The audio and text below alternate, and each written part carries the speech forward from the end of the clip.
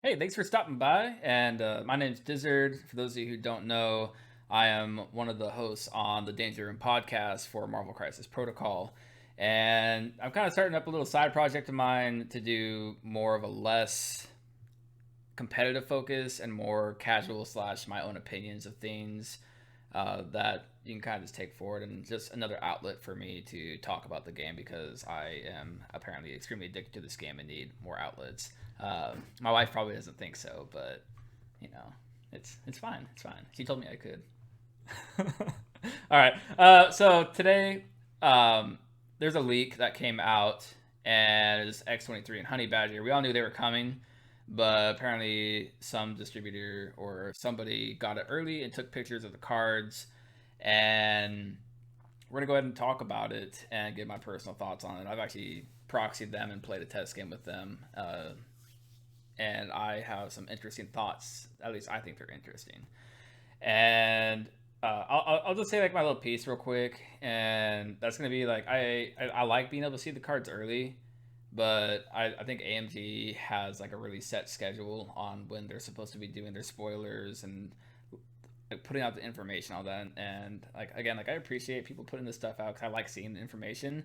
But if you really think about it, we're probably not going to get any spoiled cards that we haven't already seen for probably like 2 months now, because we've gotten Gambit and Colossus and all that stuff early, and that probably wasn't supposed to actually be revealed until maybe the beginning of the year.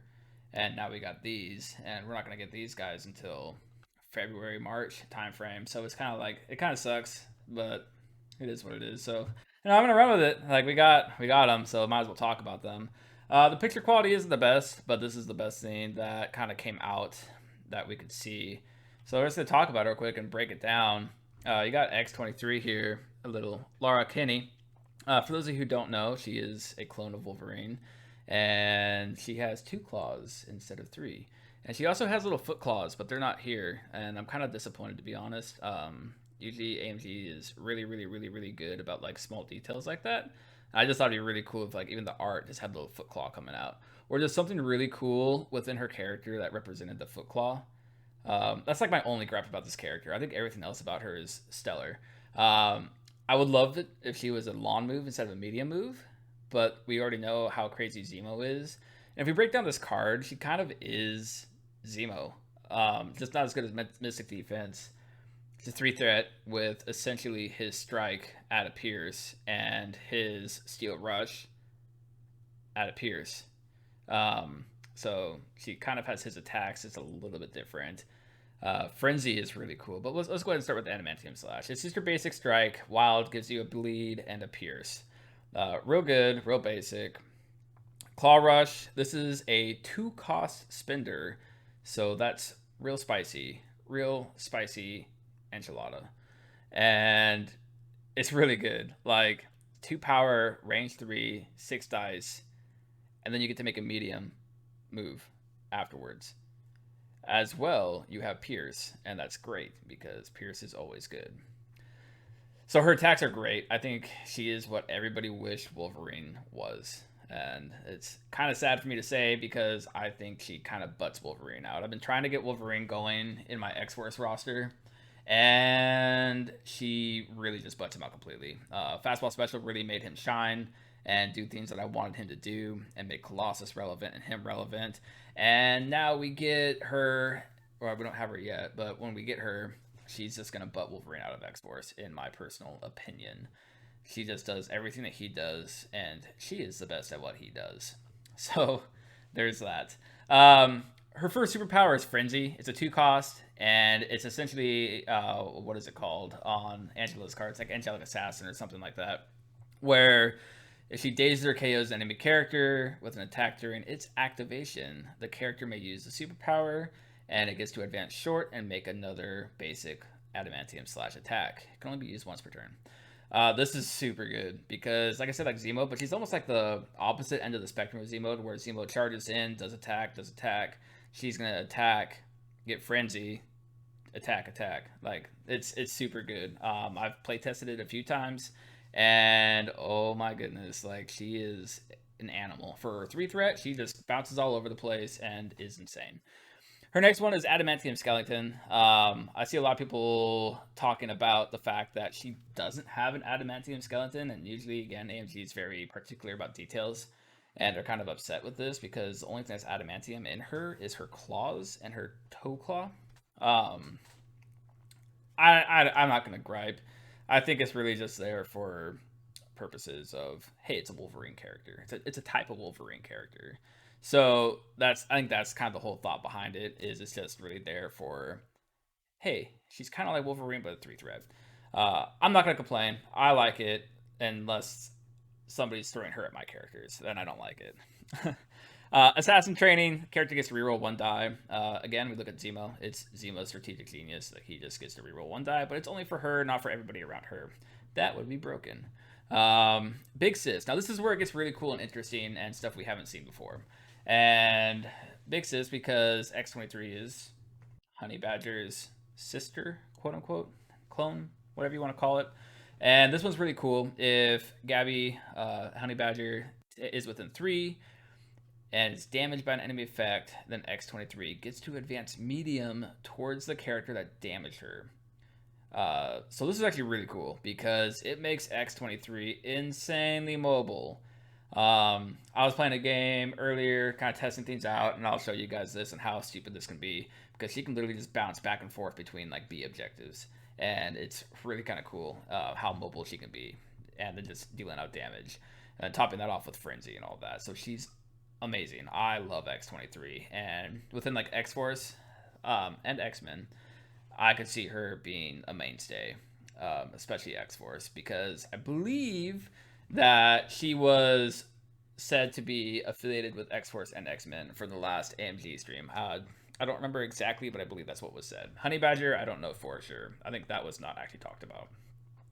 So Honeybadger, or Gabrielle Kenny, 5 health, medium, size 2, 2 threat. We don't know the backside, so we don't know if her health goes down. If she has a 5 health on both sides, then this is an insane 2 threat, just because that's good.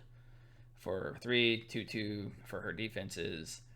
Basic Claw Slash for her basic builder is just power 2 with damage dealt and bleed on wild. And then she also has Hamstring, which is a cost 3. If this attack deals damage, it gives the character slow and bleed with a wild elusive, so kind of a hit and run type of thing going on. I don't really care for Hamstring that much. Like, I think it could be good here and there, but I think most of the time you're going to be saving her power to do Too Dangerous to Ignore, which is her first superpower.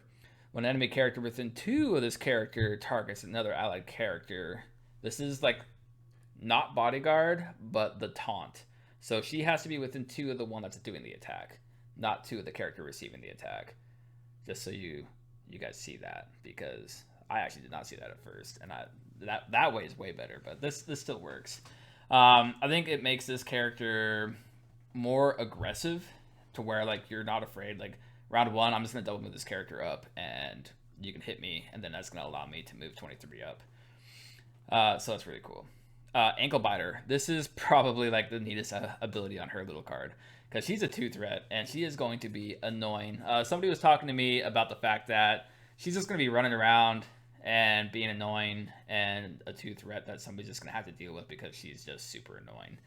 But she cannot contest, interact, or hold objective tokens. This is a big sad thing, because if we all know Nebula can't do any of that either, and it sucks when you have a character that can't help towards your victory point gains.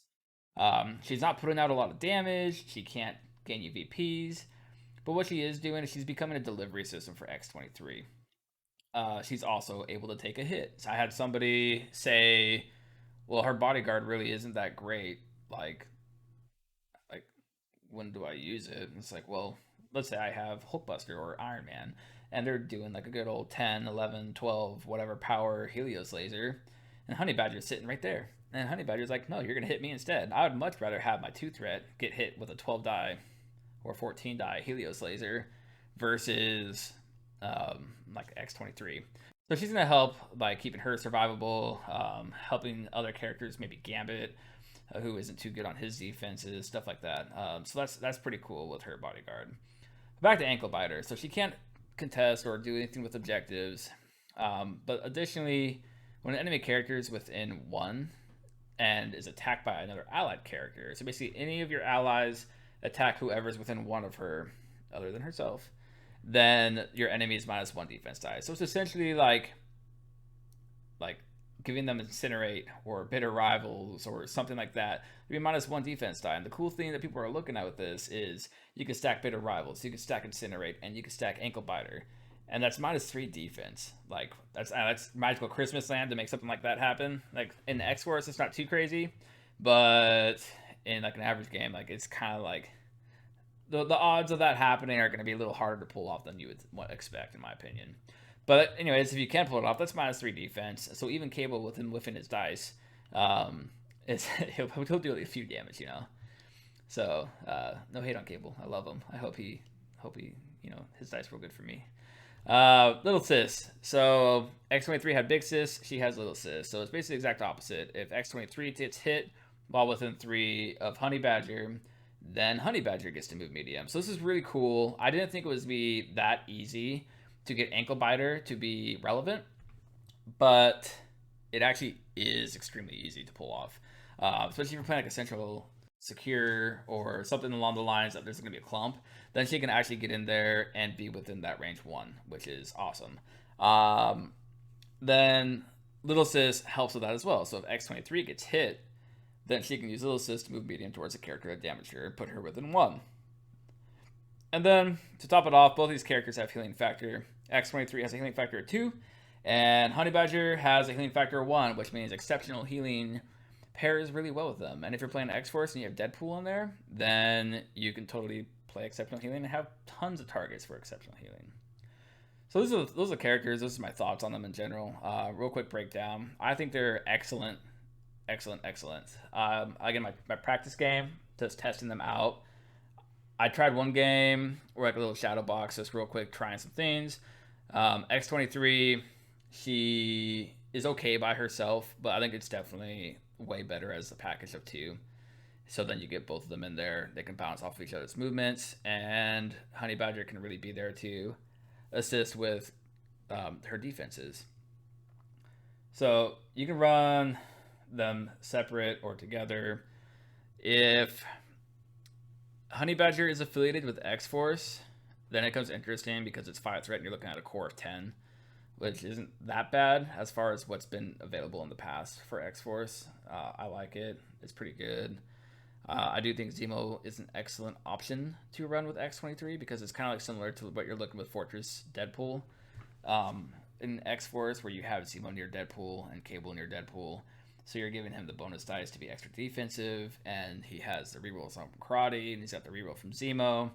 X-23 is the exact same, but it's going to be a melee, to where she's going to have her own reroll. She's going to have the X-Force reroll. She'll have the Zemo reroll. So I think that's going to be the core if you're looking at X-Force. It's going to be X-23, Cable, Zemo. And then if you can add Honeybadger, go ahead. I don't think Honeybadger is absolutely necessary for X-Force. And X-Men, I think you kind of want her. But X-Force, I think you take her if you can. So those are just my quick thoughts on those. They also gave out their tactics cards. Wolverines, this one's kind of cool.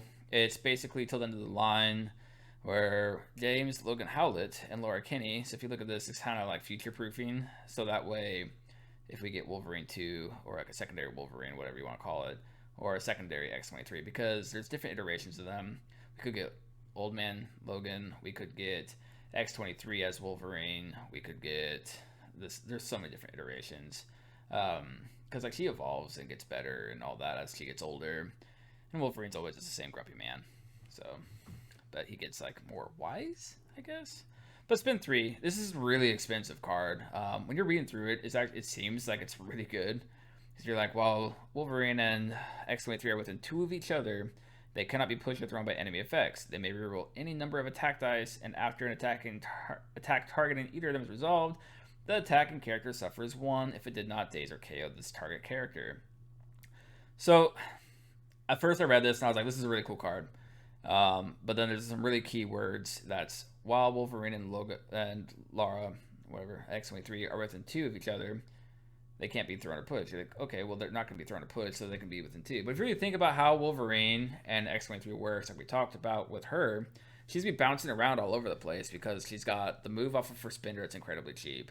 Wolverine's got Berserker Barrage. He's got Best of What I Do. So even if you play this card at the beginning, then they're gonna get maybe one attack out of it. So I don't know. Like the card's like decent, but just because of that and the fact that they want to be moving, then it's gonna be hard to keep them within two of each other while they're having their activation and their turns.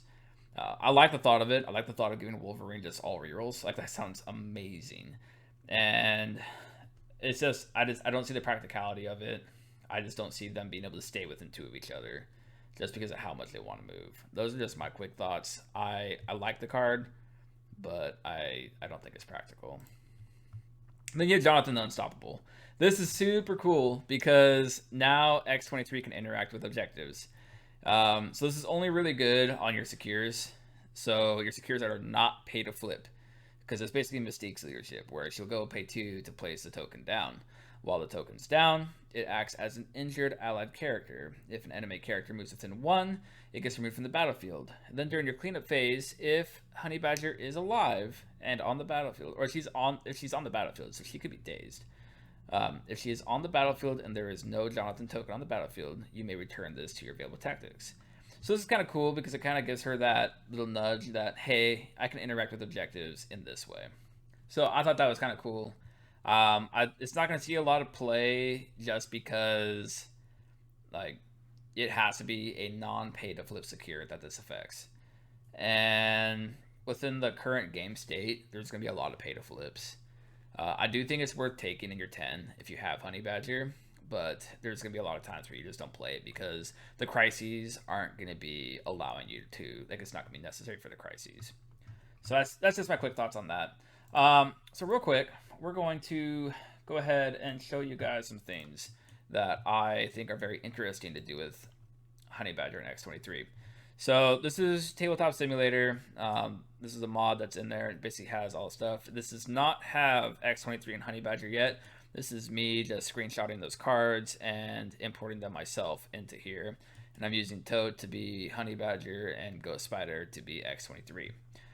So I love Xforce. I really just root for the underdog all the time. So it's just something I do. And I've been trying to make Xforce work for a very long time. And I really, really enjoy Honeybadger and X-23. So one thing that's really cool is Xforce gets cat and mouse, right? They get, after all characters have been deployed, Xforce character may play this card. Place this character within 2 of its current position. Most of the time, this card is solely used for Cable because Cable can move 2. And he can come here, and now he doesn't have to move at all because he is on the point. You can use it for Infinity Formula, and oh, look at that. If someone decides to move up, he's going to be able to hit them. As well as he also spins 2 for Body Slide and get even further up, because this is why everybody loves using it on Cable. I've toyed with using it on Wolverine. I've toyed with using it on Domino, Deadpool. I used to love using it on Deadpool on Sword because he can't be pushed, and then he can actually get on the point and interact and actually hit somebody and all that. So I like it on Deadpool sometimes.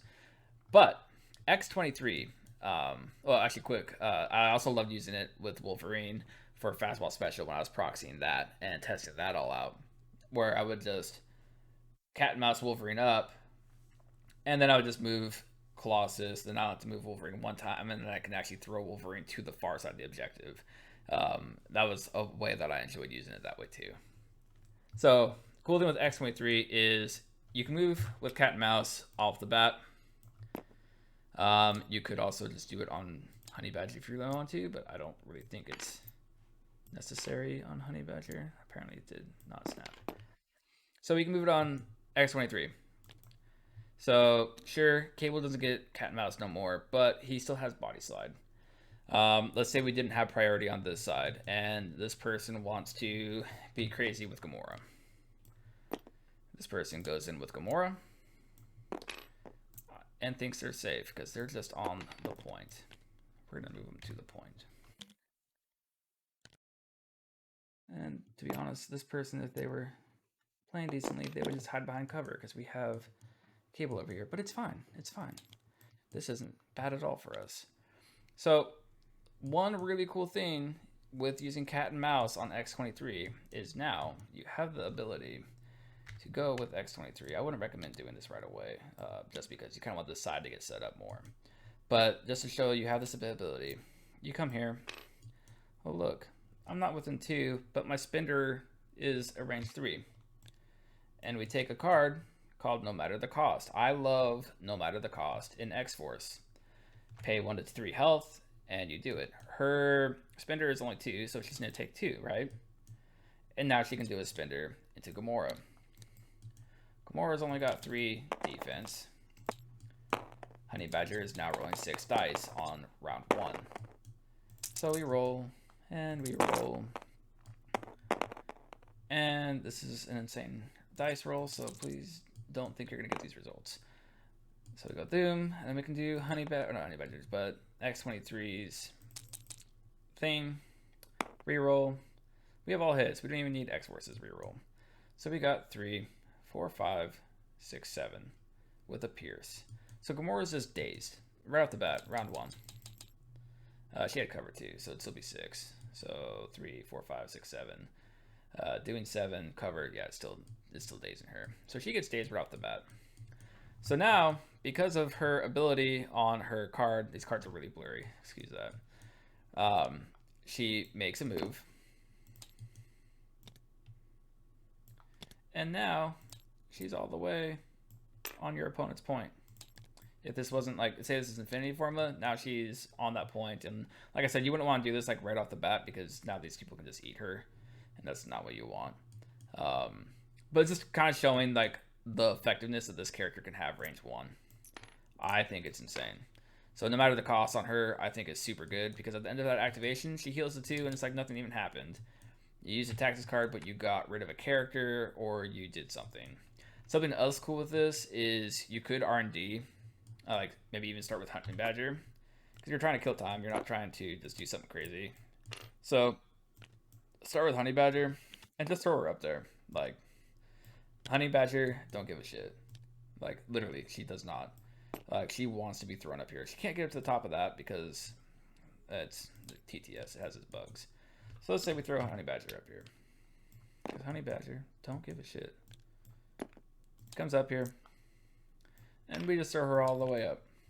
She's got 5 health. It's possible that she just gets nuked here. But hopefully she doesn't. Actually, you know what? I probably wouldn't recommend throwing her all the way up there. I would say, let's put her range 3. So then if your opponent decides to hit her, let's say Hood comes up, and Hood is able to get in range and hit her. I know it's kind of insane because he can't actually do that, but let's just say he does. Hood hits her.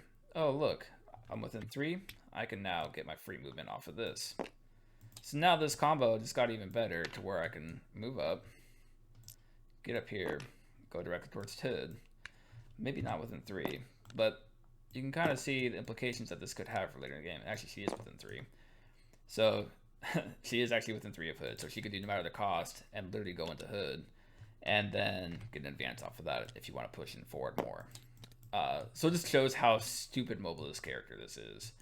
Now, you can also do is her Frenzy. So let's say she has R&D on her. So now she has 2 power. You no matter the cost. Take 2 damage, do her spender. She takes out Hood. She climbs up. She took out Hood, so she can do Frenzy. Gets another attack onto Hood, or gets another attack onto Gamora. And then, because of everything happening here, that was a free action. Her move to get into place to here was a free action because of her ability. That was not a free action, but it wasn't an action. It's a superpower. And then she, no matter the costed, attacked Hood. Let's say she dazes him.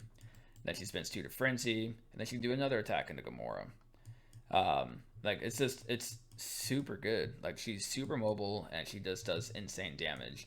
And then with X-Force, you're just getting an extra reroll on top of it. If you throw Zemo in here, Zemo just adds to it, and, like, just keeps going and going and going. Like, there's so much stuff you could do with her. And this is why I truly think that X-23 is going to push Wolverine out of X-Force, because she does... she is the best at what he does. Like, she really is. She just does so much damage. She moves around like crazy. She actually has a Frenzy and like a Berserker. Like, she has more of a Berserker barrage than he does. Like, I love Wolverine. I really wish his character put out the damage that this character did. And with her being 3 threat, it just works so much better. But those are just my thoughts on X-23 and Honeybadger, they just got leaked today. Let me know what you think. The comments, if you think my opinion's like actually pretty good here. I've done a few tests on this to see how this works. I just think she's insanely mobile. I like X-23 more than Honeybadger, but I do think that Honeybadger enables some of it, and she has her uses. But this is more focused on her because like her insane ability to move up and down. It's just crazy to me. Like she's really good. Um, and she should be affiliated with Xforce. Like she's probably gonna be just in line with like their insane threes because they got Deadpool, Domino, and looking like X-23, and she's affiliated with Xforce. Like that's a really good lineup of threes because you go 5 for Cable, 8 Deadpool, 11 Domino, and now 14 for X-23. Then 16 you can go Honeybadger. Like, and then 20 you got Rogue. Like, it's insane. Like they're just super good. Hopefully X-Force can start getting a little bit better. I'm gonna keep trying to put some practice reps into them and all that. But yeah, this is my thoughts on it. So let me know what you guys think. If you want to hear more, let me know.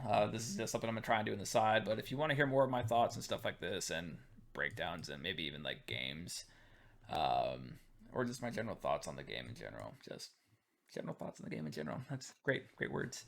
Just let me know in the comments, and we'll see you guys next time. So thanks for stopping by.